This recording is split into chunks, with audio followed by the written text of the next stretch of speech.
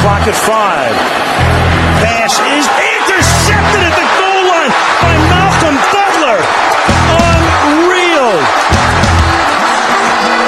Amazing. Este é o podcast Patriotas, do site 10jardas.com.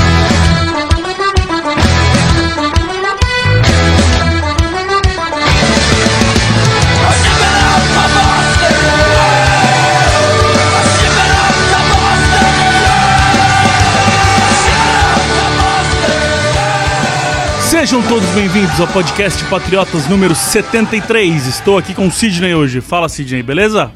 Fala, Felipe. Fala, galera. Bom estar de volta aí depois de 2 semanas sem participar. Já tava com saudade. Toca a música triste do Chaves aí, porque o negócio foi feio nesse último jogo. A gente tem aqui... Bom, hoje é dia, acho que é dia de eu tomar maracujina, viu, cara? Porque eu realmente estou muito puto com essa defesa dos Patriots. E eu tomei um gole aqui pra eu não ter que xingar muito nesse programa, viu? Tá feio o negócio, hein, cara? Tá horrível, né? Eu vou falar um bocado desses defeitos aí da defesa. Antes a gente tem os nossos recadinhos de sempre. Bom, avisar que a gente teve a promoção nesse jogo contra o Seahawks. A gente fez a promoção dos palpites de novo, pra galera mandar o palpite de placar do jogo. Interessante que dessa vez, a gente, sim, é de propósito, teve gente que falou, pô, mas acertar a placar no jogo do Seahawks é difícil. A gente faz de propósito mesmo, que é pra não dar tão fácil assim pra ninguém. E dessa vez foi interessante porque o Patriots perdeu, né? E só duas pessoas, na verdade, tinha dado o palpite de vitória do Seahawks. E uma ficou bem longe do placar e a outra que ficou por um ponto só, não acertou em cheio, mas ele ganhou pela proximidade, foi o Gabriel Victorino. Ele venceu e ganhou a camiseta da AFC East, de campeão da AFC East do ano passado, que a gente tem aqui, originalzinha, bonitinha, e o Gabriel vai receber na casa dele. É importante lembrar que ele foi esperto nesse dia, não é porque ele votou no Seahawks que não quer dizer que ele não torce pros Patriots, né? Tanto que ele mandou a mensagem faltando 3 minutos pra acabar o prazo. Ele foi esperto de usar o placar e dar um palpite bom, né? Cara, foi inteligente, né? Porque é uma situação que ele, de qualquer forma, ele vai ganhar. Se ele acerta o placar, ele ganha a camisa. Se ele erra o placar, ele ganha porque o Patriots ganhou. Então, é um win-win situation aí pra ele.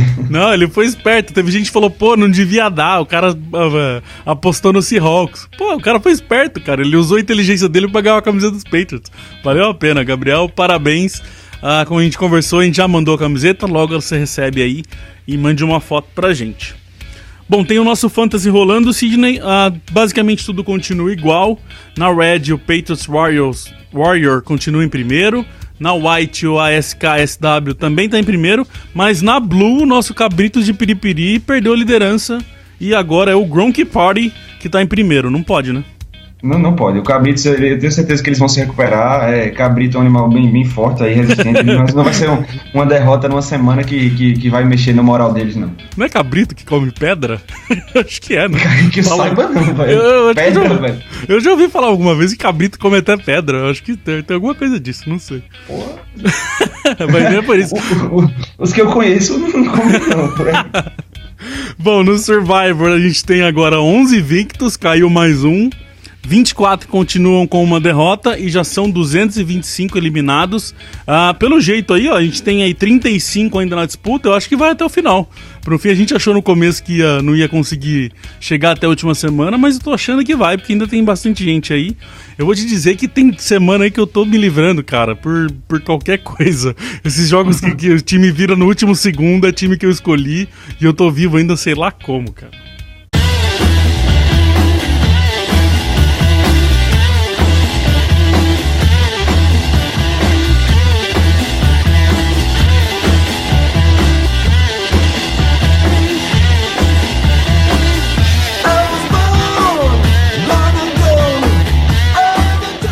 Vamos começar essa tristeza que foi esse jogo, Sidney. Primeiro eu preciso lembrar aqui que a gente vai puxar algumas perguntas que o pessoal manda pra gente.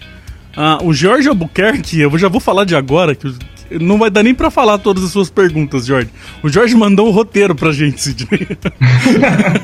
Tinha tanta pergunta que a hora que eu fui olhar as perguntas eu falei, basicamente é o nosso roteiro. Então, Jorge, a gente vai te responder todas as suas perguntas, basicamente, durante o programa inteiro. Então, só pra deixar claro aqui que o Jorge mandou pergunta, só que não vai ter nem como fazer a pergunta dele, que senão vai ser um programa de perguntas e respostas só. Começar por esse ataque, cara. Muita gente reclamou, falou que o ataque não jogou muito bem. Eu acho que eu já vou puxar essa questão aí daquele drive final ali, da decisão pra tentar ganhar o jogo. Acho que essa é a coisa mais importante pra se falar. Mas eu acho que o ataque foi o menor dos nossos problemas nesse jogo, sem dúvida nenhuma, né? Cara, assim, eu acho que o ataque jogou bem, eu gostei do nosso ataque, na verdade. Tem alguns pontos pra gente apontar aqui, alguns defeitos, mas no geral eu gostei. A defesa do Seattle, ela cede poucos pontos pro jogo e a gente conseguiu fazer 24. Ou seja, o ataque dos Patriots mostrou que eles conseguem pontuar bem contra qualquer defesa da NFL. A gente pegou talvez a melhor defesa da NFL e fez 24 pontos. Então, é um ataque que vai pontuar, a gente sabe disso. Eu achei que o Tom Brady jogou muito bem, apesar da interceptação, que foi uma péssima decisão dele, mas foi a única crítica que eu faço a ele. Eu achei que ele foi muito preciso, ele teve umas conversões de terceira descida, assim, com passes absurdos, precisão incrível para Gronk e para Edelman, principalmente. Gostei da linha ofensiva, apesar de muita gente ter reclamado, a gente só cedeu 2 sacks e ela segurou bem enquanto pôde, né? O front seven de Seattle, que é muito bem. Então, assim, eu não tenho muita coisa para falar do ataque, não, a não ser essa péssima decisão do Brady na interceptação e o que a gente vai falar daqui a pouco das chamadas ofensivas no final do jogo. Eu tenho um outro ponto aí pra falar. Primeiro, essa questão da interceptação do Brady, pra mim foi bobeira dele sim, porque revendo o lance, ele tinha 2 jogadores totalmente livres pra ele soltar a bola. Então, assim, ele realmente ficou com o olho lá no fundo e foi teimoso em querer mandar aquela bola. É até estranho um pouco, porque a bola foi tão longe do receiver, talvez me dá a entender que o receiver também tenha errado a rota, mas eu não tenho certeza. Porque eu acho que, só te interrompendo nesse negócio da rota, eu acho que talvez não, porque foi uma jogada que estendida, digamos assim, né? Ele correu pra lá no pocket e voltou, então acho que nem era rota mais, já né? tinham abandonado as rotas principais, estavam tentando ficar livres.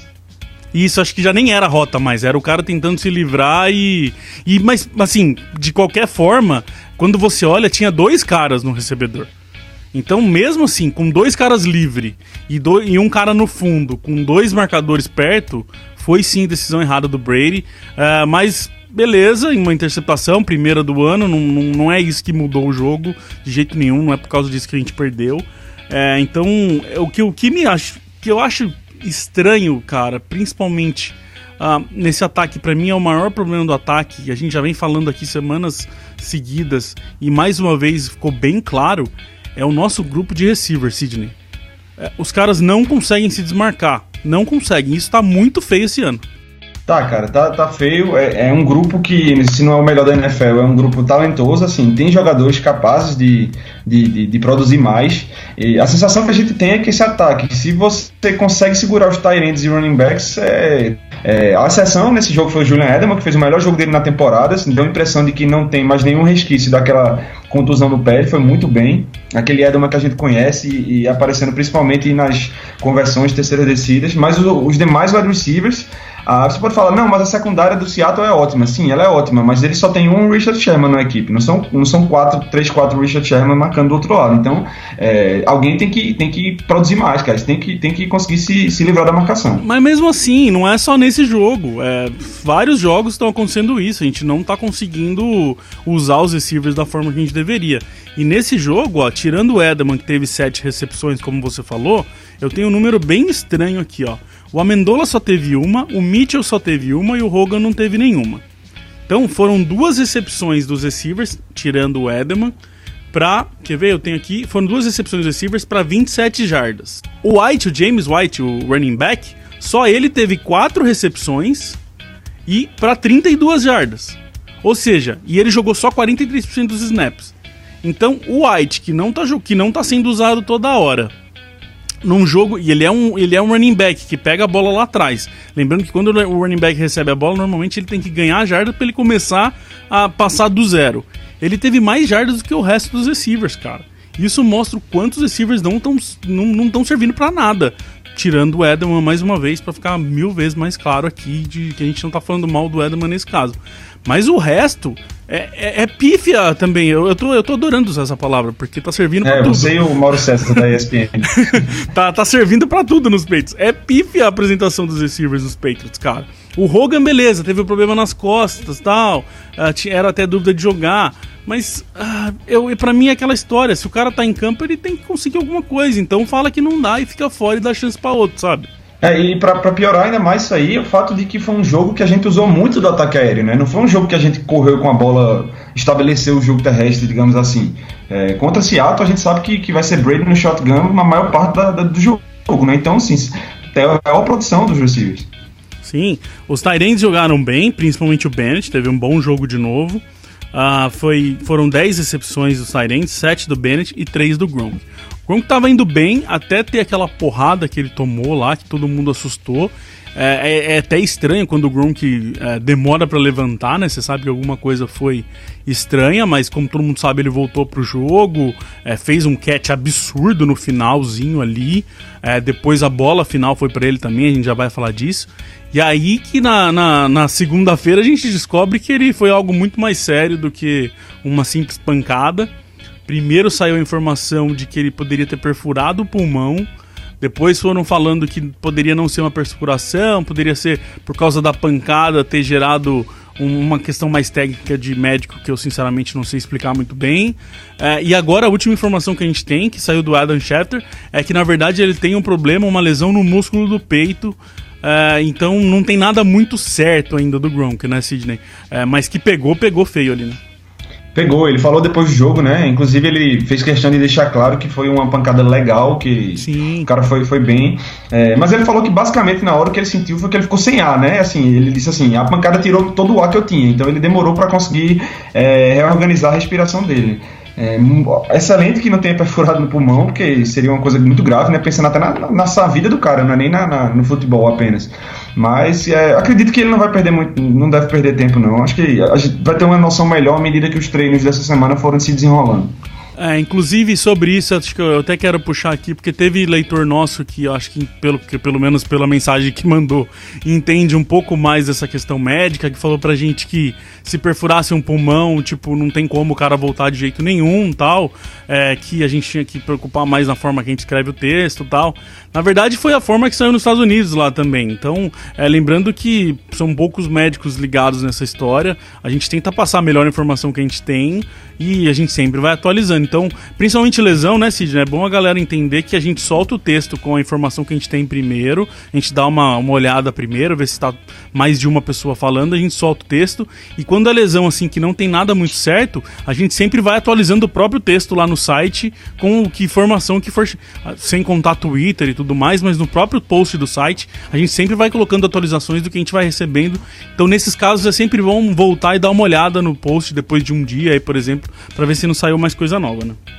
E só lembrando que, assim, a gente tá todo mundo aqui no Brasil, tirando o Felipe que tá no Canadá, também não tá lá dentro de Foxborough, a gente depende desse pessoal que tá cobrindo no dia a dia lá. Então, assim, a gente só pode reportar à medida que eles vão reportando.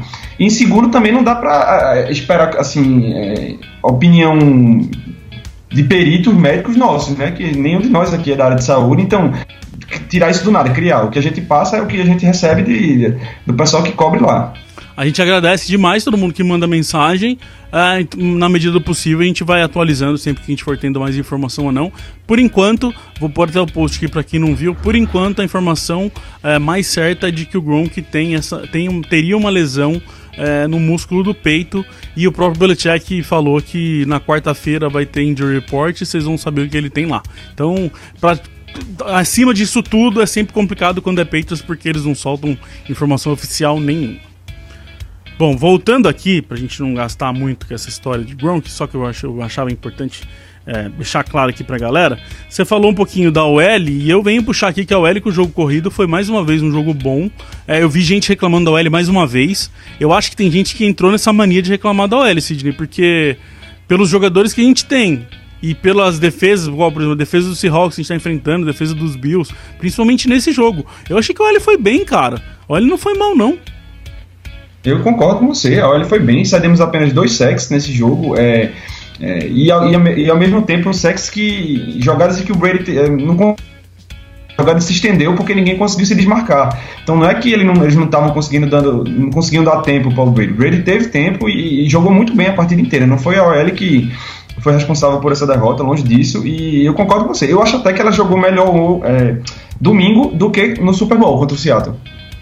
E assim, as corridas estão muito boas. Eu até falei no nosso pré-jogo que uma preocupação que eu tinha era o Solder pegando o lado dele ali da linha defensiva do Seahawks, que é um pouco forte, e as corridas sempre acontecem ali do lado dele.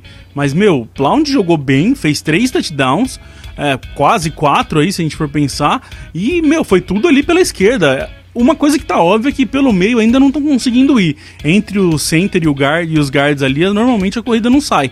Mas essa corrida off tackles ali, onde ele mira mais o próprio Solder ali e vai mais por fora, essa corrida tá funcionando muito bem e funcionou mais uma vez. E contra uma defesa que é difícil, né? Sim, exatamente. Tem que lembrar que os caras do outro lado ali não são qualquer um também, não. Bom, aí a gente chega pra matar esse ataque, Sidney, a gente chega na questão do último drive ali, da questão que todo mundo tá falando que foi um erro do Josh McDaniels, da forma que ele usou as jogadas. Então eu quero lembrar aqui, que a gente pegou a bola em 2 jardas, foi um sneak do Brady que ele ganhou 1 jarda. Aí nessa linha de 1 jarda a gente tentou correr com o Blount e ele andou meia jarda. Nessa linha de meia jarda foi outro sneak do Brady. Aí ele fez o fumble e perdeu 2 jardas. E depois, por último, no 4º down, eles tentaram fazer aquele passe no Gronk que não deu certo. Eu acho que a questão aí é maior de a forma que eles usaram, né, Sidney? O que você entendeu aí dessa sequência? Eu não concordei muito não com essa sequência de chamadas. Eu acho que 2 sneaks no mesmo down, assim, ou na mesma situação, não era muito aconselhado, porque a gente sempre fala que o sneak do Brady é muito bem sucedido, então a turma sabe que naquela situação de 1 jarda pro gol ele vai tentar. Às vezes ele consegue, às vezes não. Beleza, não tenta o segundo sneak. Porque ninguém, assim, a gente não viu uma tentativa com o Devlin, por exemplo, uma entrega pro fullback, né? Sei lá, não sei a estatística exata, mas a gente cansa de ver isso na NFL, equipes sendo bem-sucedidas para poucas jardas correndo com fullback. A gente não tentou nenhuma vez. A gente criticou muito o McDaniels no passado, porque às vezes chegava nessa situação e ele tentava 3 corridas pelo meio com o Blount em sequência. Aí a gente falava, não, tem que ser criativo, tem que tentar outra coisa. Mas eu acho assim, 2 sneaks foi demais. O meu problema também e principalmente o sneak, o primeiro na linha de 2 jardas, eu achei bobeira, porque normalmente o Brady ele ganha normalmente 1 jarda ali, olha lá, então não era muito difícil ele conseguir 2 jardas nesse sneak. Eu teria tentado correr mais com o Blount. Ao invés de tentar 2 sneaks, eu tentaria pelo menos 2 corridas com o Blount, por exemplo, porque ele tava indo bem. Uma com o Devlin também acho uma boa. E mesmo na questão do sneak, eu acho assim, ele já tinha feito durante o jogo também, como você disse, é muito óbvio quando os Patriots vão usar o sneak, porque é uma coisa muito forte dos Patriots. Só que tem um sneak que ele faz, que ele usa pouco, que eu tentaria, por exemplo, nesse caso, que é aquele que ele não cai pra frente dentro, sabe? Quando ele vai pro lado, por exemplo, que todo mundo tá esperando ele já mergulhar, e ele meio que vai e cai entre ali o guard e o tackle, quase assim. Acho que foi no segundo sneak que tava o Cannon tava sozinho com o cara ali, com o defensive end dele, se eu não me engano. Não tinha linebacker ali, porque tava todo mundo no meio. Ainda, vamos dizer, tentando aí me defender um pouco de Josh McDaniels. Se fosse pra tentar esse segundo sneak, eu tentaria alguma coisa assim, um pouquinho mais diferente também. Não só simplesmente mergulhar no meio, sabe? E tem uma coisa que eu às vezes eu fico em dúvida, se o Brady ele tem liberdade nesse momento, de se ele olhar na hora e achar que dá, ele fazer o sneak, mesmo sem ter sido a jogada originalmente chamada pelo McDaniels. Eu não sei se ele tem essa liberdade, talvez ele tenha, né? Assim, ele olhou ali e achou que vai dar pra tentar um segundo sneak. Isso aí, eles não vão falar sobre isso, eu acredito, a gente nunca vai saber. É possível que ele tenha essa liberdade de fazer o sneak se ele achar que dá. Eu imagino o Brady, o tempo que ele tá lá, a convivência que eles têm, eu imagino que ele possa sim, meio que como um audible aí, vamos dizer assim, ele tem essa carta na manga dele de puxar um sneak quando ele precisa. Então é difícil a gente também pôr a culpa no Josh McDaniels só, né? Porque vai saber se o Josh McDaniels não puxou uma corrida com o Blount e, como você disse, o Brady mudou ali para um sneak. Se foi isso, é culpa mais do Brady do que do McDaniels. Então, Eu digo que foi meio que culpa de todo mundo aí, mas eu não acho também, assim... É óbvio que a gente perdeu o jogo porque a gente não conseguiu... Pelo menos não empatou o jogo porque a gente não conseguiu pontuar, mas agora que a gente vai entrar, a hora que a gente entrar na defesa, eu não acho que esse foi o problema da gente ter perdido o jogo, longe disso. E só duas coisinhas rápidas sobre a quarta descida, né, que foi o passe incompleto pro Gronk. Primeiro, não foi falta do Ken Chancellor, porque foi o Gronk que iniciou o contato. O Ken Chancellor tá caindo praticamente, né, o Gronk quase derrubou ele. E segundo, que é muito fácil, assim, sugerir as coisas depois que elas acontecem, né? Muita gente lá dos Estados Unidos até dizendo que não deveria ter sido um fade, né, endzone, deveria ter sido um slant, porque proporcionalmente os Patriots têm mais sucesso com o Gronk fazendo slant do que no fade. Mas se você observar direitinho, o Ken Chancellor, ele não está exatamente na frente do Gronk na jogada, ele está por dentro, ele fecha a passagem do Gronk para dentro. Ele força acontecer o fade. Ele força o Gronk para fora. Ele não tinha como ser slant aquela rota pela posição que o Ken Chancellor se colocou ali. E muito inteligente deles, porque eles devem saber também que esse slant é muito poderoso, então como orientação deles falou, vai marcar o Gronk na linha de gol, ele é muito bom no slant, dá o corpo pra dentro e força ele pra fora. Então, e até muito porque você força um passe mais difícil, né, pro quarterback. É muito mais difícil você acertar um fade do que acertar um slant, uma bola rápida, reta, né, no meio ali. Bom, vamos nessa. Vamos tentar falar dessa defesa, que tem muita coisa pra falar e o negócio tá feio aí, meu. Uma coisa que eu quero puxar aqui já de primeira, CJ, pra gente puxar essa conversa, é o seguinte. A gente tá falando aqui dessa defesa, esse jogo muita gente abriu os olhos de muita gente, né? Porque tipo, a defesa foi péssima e tal, mas não fizeram nada de diferente do que a gente vem falando aqui nas últimas semanas, né? Inclusive aquela questão do que o Durant falou também, e a gente falou em nome dele, e ele também falou quando ele participou aqui, que ele queria ver o Patriots jogar com um ataque um pouco melhor, pra matar essa história de poucos pontos levados. Isso sim mostrou, né? Isso sim serviu pra gente entender que, pelo jeito, não é a defesa que não quebra, era a força da mão que não tava muito forte tentando quebrar esse palitinho aí, né?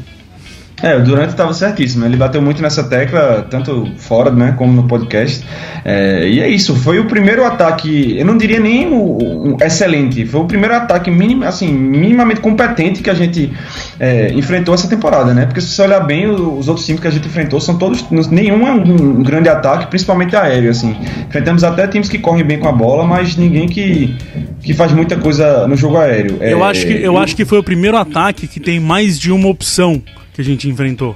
Antes era assim, um ataque que só corria, ou um ataque que tinha o AJ Green muito bem. Esse não, tem uma corrida boa, teve uma corrida boa, tinha um tight end ali, tinha receivers bons. Então quando eles tiveram mais opções de trabalhar com a defesa, foi onde a gente se preocupou, né?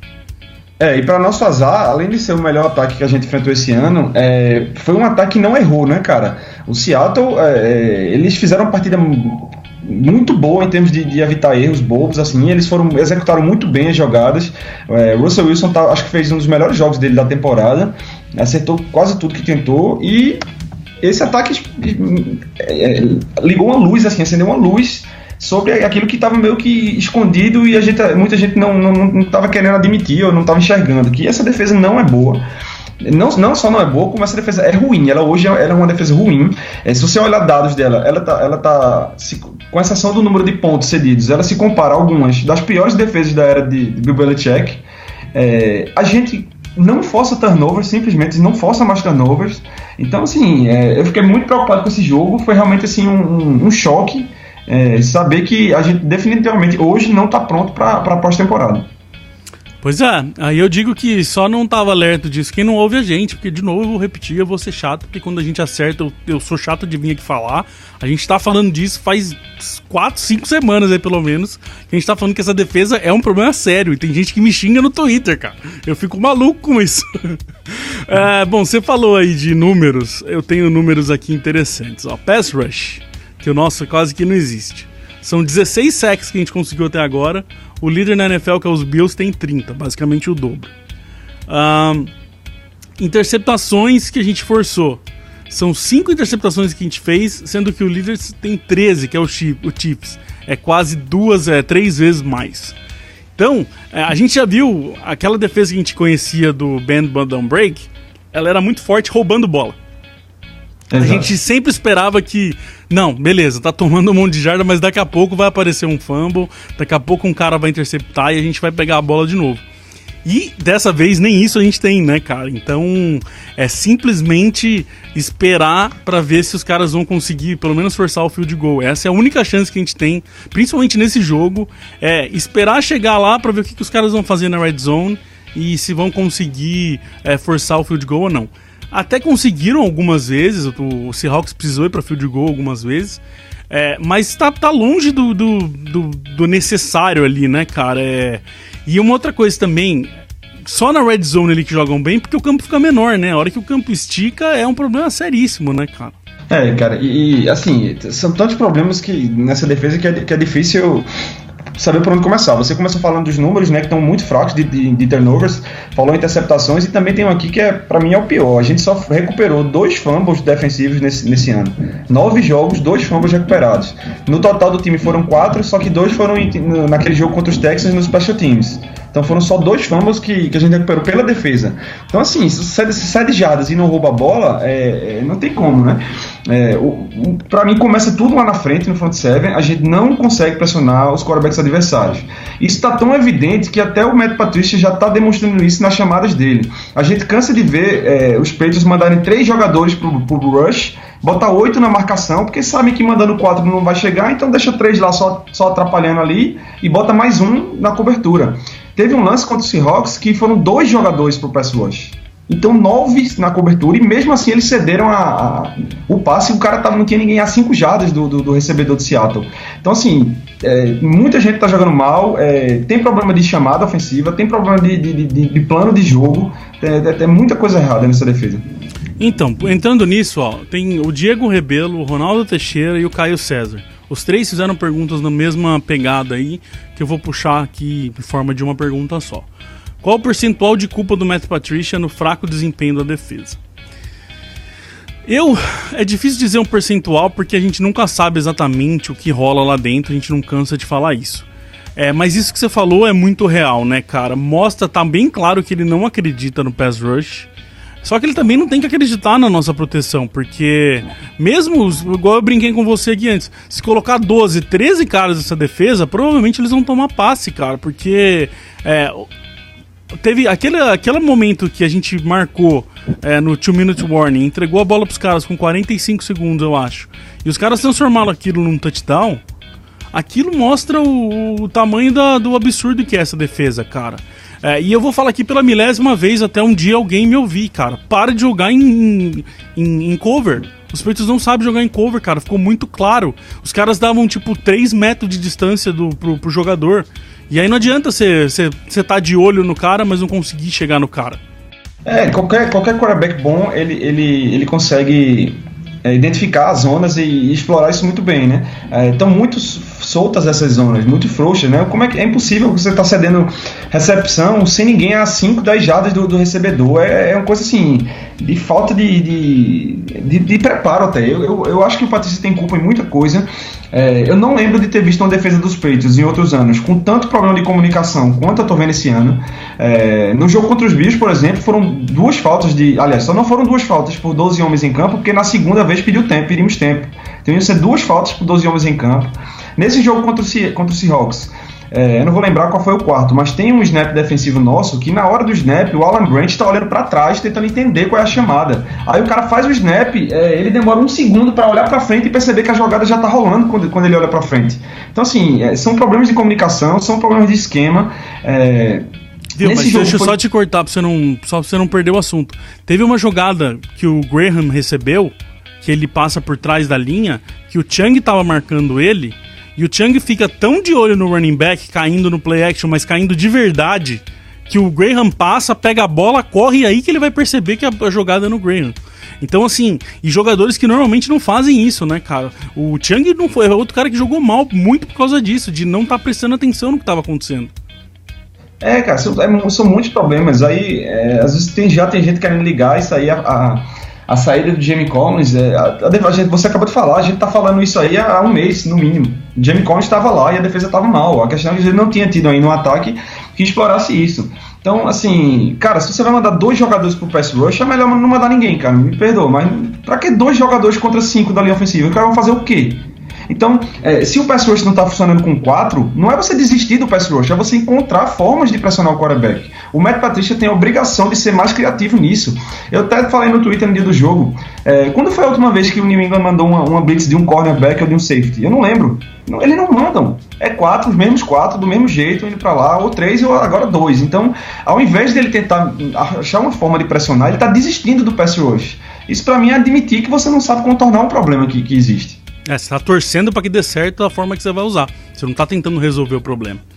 Outra questão que aí para mim que envolve Matt Patricia, envolve Bill Belichick, que eu não tô conseguindo entender, é os jogadores que eles estão escolhendo para deixar de fora dos jogos e como jogadores que não vão participar.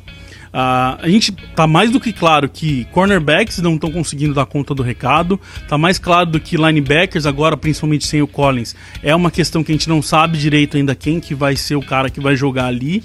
E aí num jogo como esse, Sidney, o Eric Rowe fica fora e o Van Noy também, que é o linebacker que chegou, também fica fora. Então você vai para um jogo onde você tem 2 problemas sérios, que são não saber quem que é o corner que vai jogar, não saber quem é o linebacker que vai vingar ali, e você deixa 2 caras dessa posição fora do jogo, pô, se você não acredita que o cara vai funcionar, então não traga o cara pro time, né?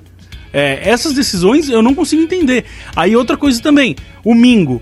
Pô, parece até chato, parece que a gente tá virando o fã-clube domingo aqui. Fã-clube domingo, né? Não é nem Patriotas mais, é o fã-clube domingo. Mas, pô, o cara jogou 54% só no Special Teams nesse jogo, que até então a desculpa que a gente tava tentando encontrar era o quê? O Mingo tá participando muito do Special Teams, por isso que ele não entra na defesa. Nesse jogo não foi isso, foi 54% só dos snaps dele. E nenhum snap na defesa, Sidney. E é um cara que é feito pro pass rush, cara, e que é um problema que a gente tem. É inacreditável. São essas decisões que não dá pra entender qual que é a cabeça que os caras têm. Se não confia no cara, não traz. Não gasta dinheiro, não gasta espaço no roster. Traz outro cara então, já que você não confia. Pra você tem 2 linebackers que você não usou, que você podia ter usado, e um cornerback que é o seu maior cornerback que você deixou de fora do jogo. É tanta coisa errada que você começa a olhar para algumas coisas que você não olhava antes, assim, a criticar coisas que a gente não estava criticando. Por exemplo, nossas últimas 2 escolhas de segundo round de draft, ou seja, segundo round é a escolha de você pegar jogador que vem para contribuir para ser titular. Foram um safety que não joga e um corner que só faz retorno a chute. E retornar chute e fumble, né? Porque e fumble, voltou a retornar... Jordan Richards em 2015 e Cyrus Jones em 2016. Já tá descartando os caras? Não, os caras são jovens, têm condições de melhorar, tem. Agora, quando você vê o cara draftado na segunda rodada, o cara tem que jogar, cara. Tem que ser algum cara que venha pra jogar. Você não drafta jogador pra compor elenco no segundo round, entendeu? Então, ou eles erraram na avaliação desses caras, ou sei lá, os caras... Ou erraram na avaliação desses caras. Erraram na avaliação, não conseguem fazer os caras jogarem. Ficar com 2 escolhas de segundo round no banco. Então não tem outra situação. O Cyrus Jones fica 3 jogos fora, aí você fala, puta, o cara vai aprender, ele volta e faz um fumble de novo, cara, no retorno. A gente sabe que o Devin McCourty começou a carreira como cornerback, né? Então ele joga bem de corner ainda. Ele jogou alguns jogos até ano passado de corner, assim, não de corner propriamente dito, mas marcando o wide receiver, marcando o tight end ali. Se você tem o Jordan Richards bem, você bota o cara lá atrás e solta o McCourty pra grudar no wide receiver dos caras, entendeu? Então você tem opções ali na secundária. Mas não, o Jordan Richards não vai pro jogo, não joga. Cyrus Jones não joga, então... Bom, uma coisa que você puxou que eu queria falar aqui, que é a questão do Collins. Tem muita gente falando que a defesa jogou mal, tá claro que o Collins saiu e atrapalhou a defesa inteira. Gente, por favor, entendam que essa defesa já estava ruim com o Collins lá. E eu trouxe alguns números aqui para mostrar um pouquinho sobre isso. Contra o Seahawks agora, sem o Collins, foram 324 jardas aéreas e 18 dos 23 first downs do Seahawks foi no passe. Contra Buffalo foi 285 jardas aéreas, 15 first down de 23 no passe. Contra Steelers, 222 jardas, 9 de 21 first down. Esse ainda foi o melhor jogo aéreo dos Patriots. Contra o Bengals, 237 jardas, 12 de 20 first downs foi no passe. Contra o Browns, 244 jardas aéreas, 15 de 24 first downs foi no passe. Então, Sidney, não adianta, olhando em número, ter o Collins ali ou não ter o Collins tá dando na mesma, principalmente nesse problema aéreo. Então não tentem jogar o problema da defesa dos Patriots como o Collins saiu, a defesa ficou horrível, porque os números mostram que essa defesa já é ruim desde o começo do ano, né, cara? E assim, até tem uma teoria que talvez seja dominante, que diz que o Collins saiu porque a defesa estava ruim. Entendeu? Tem gente que fala que foi uma tentativa de você resolver um problema ali, dar um choque de realidade nos caras e tirar um cara que não estava talvez se dedicando como deveria. Não tem como a gente saber, mas isso já existe uma teoria aceita que não é que piorou porque o Collins saiu, ele saiu porque estava ruim, entendeu? Agora, o que eu quero puxar aqui, que eu acho que pode acontecer, a gente não viu nenhuma informação disso ainda, mas é coisa da minha cabeça, aquelas coisas malucas que eu sempre penso, o Collins saiu também, muita gente falou, pela questão da briga com o Patricia. Será que não tem um problema maior nesse vestiário, Sidney, com essa defesa? Será que não é só o Collins que tá com problema com o Matt Patricia? Será que não é essa defesa inteira que tá com problema com o Patricia? Porque uma coisa que eu também venho falando desde a primeira semana é essa defesa que tem hora que joga, que você vê uma defesa em campo é de um jeito, no próximo drive é outra defesa, tá todo mundo morto. E nesse jogo foi todo mundo morto no jogo inteiro. Os caras não estavam nem afim de tentar jogar, parecia. Então eu não sei não, cara, se não é um problema maior ali do Matt Patricia com mais gente dentro do vestiário. E você começa a ver jogadores que estão em ano de contrato, ou seja, ano que expira o contrato, que normalmente é aquele ano que o cara dá o máximo, 110% para conseguir um contrato valioso na próxima temporada, e os caras sumidos. Logan Ryan fazendo uma péssima temporada em ano de contrato. O Jabal Sheard, meu Deus do céu, quanta esperança eu tinha nesse cara depois que ele jogou no passado. Ele nem titular ele foi nesse jogo.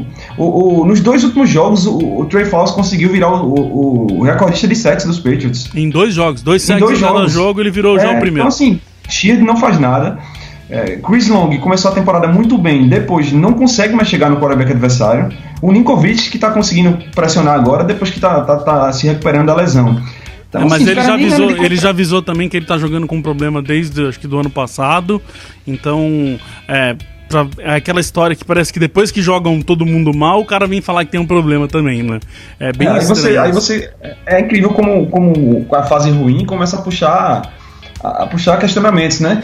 Pô, será que eles não avaliaram mal a troca do Chandler Jones, por exemplo? Eles acreditavam que o Chandler ia chegar lá e ia ter a produção no mínimo igual a dele, e nem chega perto da produção do Chandler Jones. Então, deixaram sair o melhor pass rusher do time, que a gente sempre falou aqui, tudo bem que desaparecia nos playoffs e tal, mas era o líder de sacks dos Patriots, eu acredito, nos anos. Então, avaliaram mal que o Chandler dá conta do recado. Não tá dando, então tem muita coisa para se pensar aí.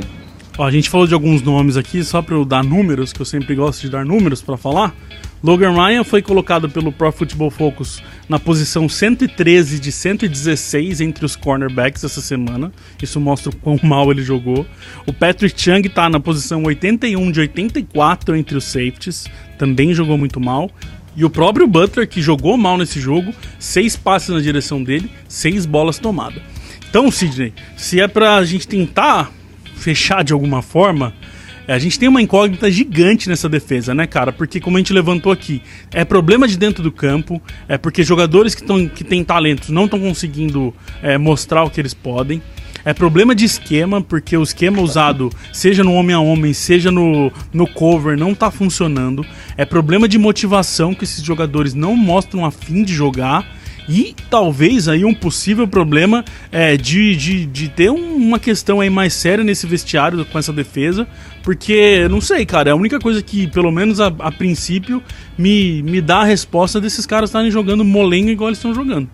A gente não tem, assim, a frase é grave, mas é verdade, a gente não tem playmakers na defesa esse ano. Não tem ninguém dos Patriots no top 10 da NFL, nem de sacks, nem de interceptações, nem de tackles. Ou seja, não tem nem líder. Não tem nem líder dentro dessa defesa, cara. Você não vê um cara chamar responsabilidade pra ele. Você não vê um cara, tipo, chamar todo mundo ali. Não precisa ser o Matt Patricia que vai pôr todo mundo pra cima. Tem que ser um jogador ali também que chama os caras e fala, viu, vamos resolver essa história. O que era o Jared Mayo, por exemplo, que sempre foi um cara que puxou todo mundo pra cima. Nem isso tem. A gente tem líder de exemplo e de comportamento, como o McCoy e como o Hightower. Líder vocal mesmo dentro de campo, de chamar os caras. Não tem, realmente.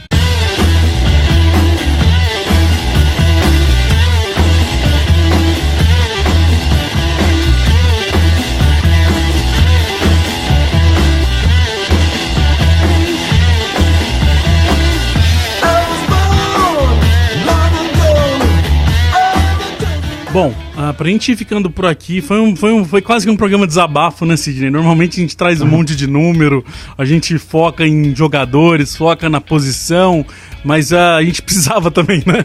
Tá todo mundo desabafando, a gente precisava dar uma desabafada também nesse programa. E a verdade é que a gente também não tem respostas, né, cara? A gente não consegue... Por enquanto a gente tá levantando um monte de problemas, mas a gente ainda não tem respostas pra resolver esses problemas dos Patriots. Uma questão que é preocupante é a sequência de jogo, né? A gente tem agora, no próximo domingo, o 49ers, depois a gente tem o Jets e tem o Rams. Jets que tá um nada, tanto que o jogo era Sunday Night, já caiu para o jogo das 7 da noite, não vai ser mais, porque não tem interesse no jogo mais.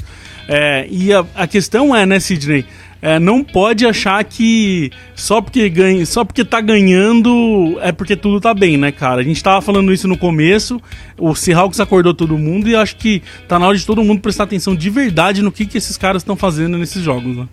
Essa sequência que você falou, ela é perigosa, ela é ótima pro time, porque tudo indica que a gente vai sair com 3 vitórias, a não ser que algo bem grave aconteça aí, mas ela pode ser perigosa se você se deixar iludir pelo resultado da defesa, né? A gente vai pegar o Blaine Gabbert, vai pegar o Jets, acredito que com o Bryce Petty, e vamos pegar o Jared Goff ou... Eu acho que é o Jared Goff, porque pra esse domingo o Rams já avisou que o Jared Goff vai estrear, então provavelmente deve ficar com ele. Pronto, então vamos pegar 3 quarterbacks aí. O Goff é uma incógnita, né? Mas os outros 2, assim, ninguém acredita muito. São times que estão sofrendo muito com o ataque esse ano. O Rams, por exemplo, acaba de vir no jogo com o Jets, foi 9-6 o jogo.